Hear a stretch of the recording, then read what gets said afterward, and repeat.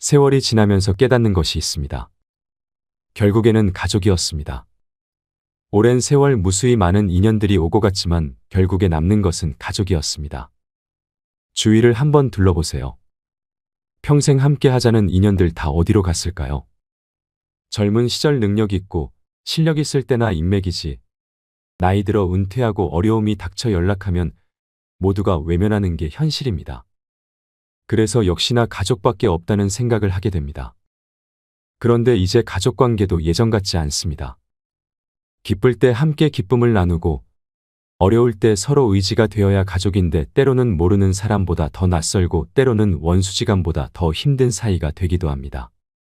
옥신각신 말다툼 끝에 이제 평생 보지 말자고 선언하고 형제자매 간의 관계도 끊는 경우가 다반사입니다.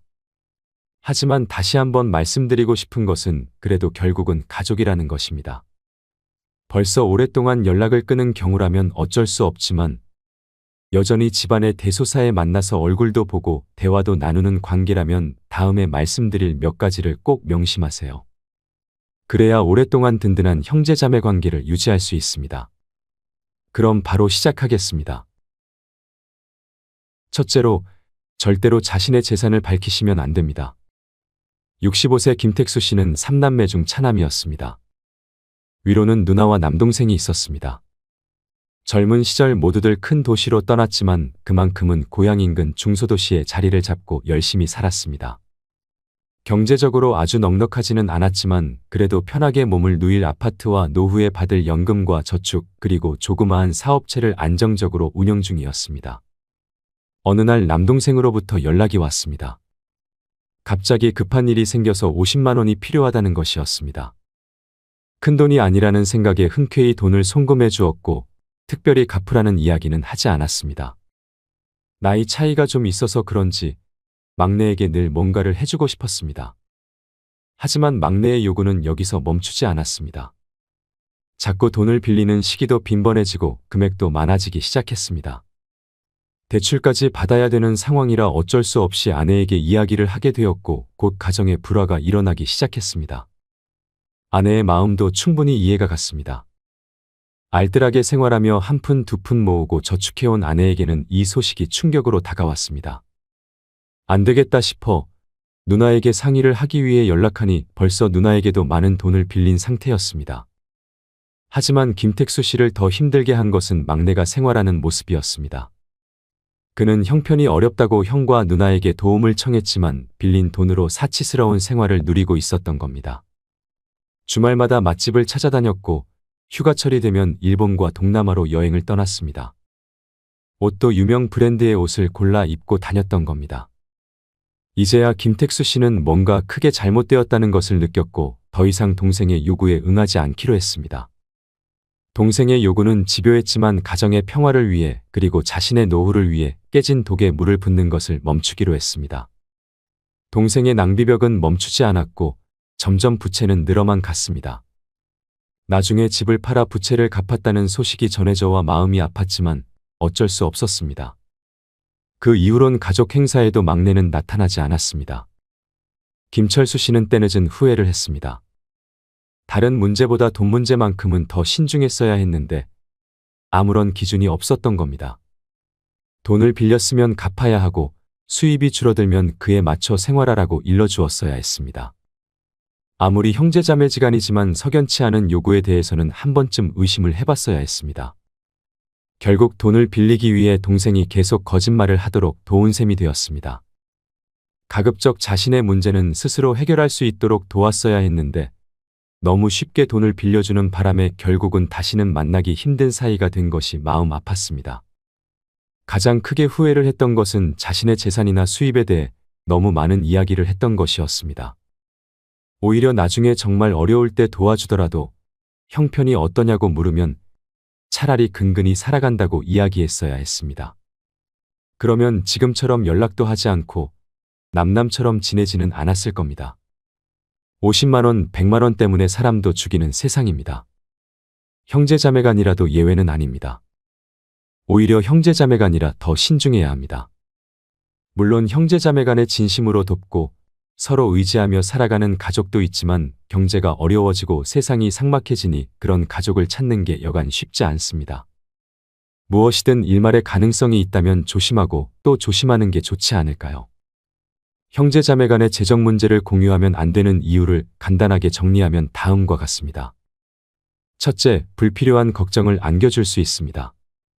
부모님 세대의 여러분들은 자식 걱정에 늘 노심초사하시죠.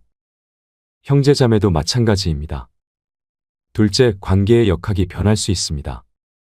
돈을 빌리는 순간 평등했던 관계가 채무자와 채권자로 바뀌게 됩니다. 셋째, 가족 모임이 어색해질 수 있습니다. 빚 문제가 있으면 명절이나 가족 모임이 부담스러워집니다. 넷째, 다른 가족 구성원들에게 영향을 줄 수 있습니다. 한 사람의 재정 문제가 전체 가족 관계를 흔들 수 있습니다. 마지막으로 개인의 자존감에 상처를 줄 수 있습니다.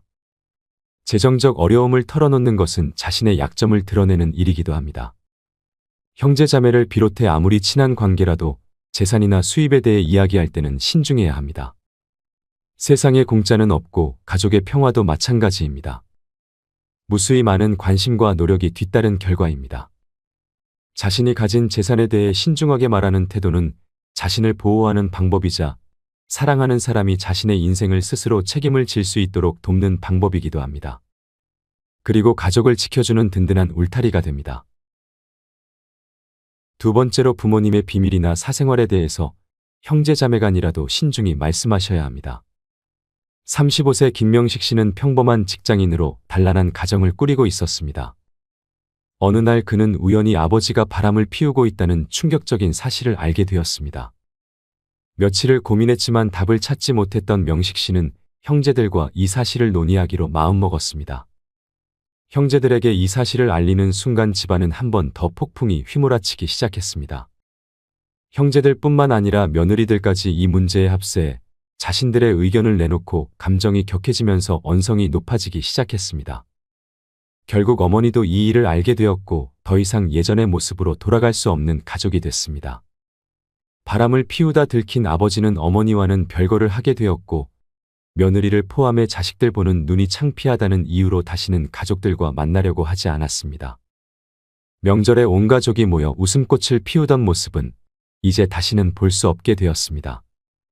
명식 씨는 그제서야 자신의 판단이 성급했다고 생각했습니다. 먼저 아버지를 조용히 만나 사실관계를 확인해보고 바람을 피우는 게 맞다면 어떻게 해서든 아버지를 설득해보는 게 먼저였습니다. 그래도 쉽지 않다면 관련 전문가를 만나 도움을 받아보는 것도 나쁘지 않은 선택이라 생각했습니다. 만약 우연찮게 부모님의 비밀을 알게 되었다면 다음과 같은 지혜가 필요합니다. 첫째, 성급하게 비밀을 알게 되었다고 말씀드리지 마세요. 젊은 시절 우리 부모님도 자신만의 이야기가 있었을 겁니다. 그것을 알게 되었다고 말씀드리는 것은 어르신의 자존심을 무너뜨리는 일입니다. 둘째, 형제자매에게 말할 때는 신중해야 합니다. 옛말에 입은 화를 부르는 문이라 했습니다. 한번 나간 말은 되돌릴 수 없고 그 상처는 평생 가족의 가슴에 남게 됩니다. 셋째, 너무 쉽게 판단해서는 안 됩니다. 우리 부모님 세대는 전쟁과 가난을 겪으며 자식들을 키우셨습니다. 그분들의 선택에는 우리가 모르는 사연이 있을 수도 있습니다. 넷째, 비밀을 알았더라도 평소처럼 대하세요. 부모님께서는 자식들의 작은 변화도 금방 알아채십니다. 비밀을 알았다고 태도를 바꾸면 그것이 더 큰 상처가 될 수 있습니다. 마지막으로 정말 걱정되는 일이라면 전문가와 상담하는 게 좋습니다. 혼자 고민하지 마시고 노인상담센터나 가족상담센터의 전문가와 상담하시면 좋은 방법을 찾을 수 있습니다. 예전에 한 어르신께서 하신 말씀이 생각납니다. 자식이 부모의 비밀을 지켜주는 것도 효도일 수 있다는 겁니다. 우리 부모님들은 평생 자식들 앞에서 당당하고 떳떳한 모습만 보이려 애쓰셨습니다. 그분들의 작은 실수나 잘못을 덮어주는 것, 그것이 이제는 우리가 할 수 있는 최고의 효도가 아닐까요? 세 번째는 서로의 단점을 이야기하지 않는 것입니다. 형제자매 간의 사랑은 우리 인생에서 가장 오래되고 소중한 인연입니다. 하지만 가끔은 이 친밀함이 독이 될 수도 있죠. 특히 서로의 약점을 너무 쉽게 지적하거나 말하는 순간 돌이킬 수 없는 상처가 생기기도 합니다. 최근 제가 만난 한 형제의 이야기를 들려드리고 싶습니다. 서울 강남에서 대기업 임원으로 일하는 민수 씨와 지방에서 중소기업을 운영하는 동생 준영 씨는 어머니가 돌아가시기 전까지 정말 친했다고 합니다. 명절이면 서로의 집을 오가며 밤새 이야기꽃을 피웠고 힘든 일이 있으면 제일 먼저 연락했습니다. 그러던 어느 날 어머니 제사 후 술자리에서 일이 벌어졌습니다. 준영아, 형이 하는 말이니까 들어봐. 그동안 형이 쭉 지켜봤는데 넌 너무 우유부단한 것 같아. 사업이란 과감한 결단력과 추진력이 있어야 하는데 넌 아무래도 사업이 맞지 않는 것 같아.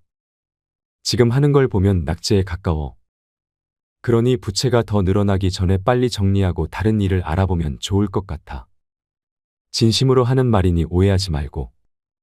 가뜩이나 어려운 상황을 버티고 있던 준영 씨는 서운한 마음이 들었습니다. 그동안 자신의 노력은 무시한 채 사업도 제대로 모르면서 우유부단하다고 단정하는 민수 씨의 말이 비수처럼 마음에 꽂혔습니다. 자신의 모든 노력이 부정당하는 느낌도 들었습니다. 재산도 많으면서 힘들 때마다 이런저런 핑계를 대며 외면했던 형이었습니다. 준영 씨는 그 자리에서 아무 말도 않고 그냥 일어나 나가버렸습니다. 그 후로 1년이 넘도록 형제는 서로 안부조차 묻지 않았다고 합니다. 나이가 들수록 형제 간의 대화에는 더 세심한 주의가 필요합니다. 젊었을 때는 서로 거침없이 충고해도 됐지만 이제는 각자의 삶이 무게를 가지고 있으니까요. 특히 사업이나 자녀 교육처럼 예민한 부분은 더더욱 조심해야 합니다. 다행히 두 형제는 어머니의 3주기에 다시 만나 화해했다고 합니다. 하지만 그들의 관계는 예전 같지 않았죠.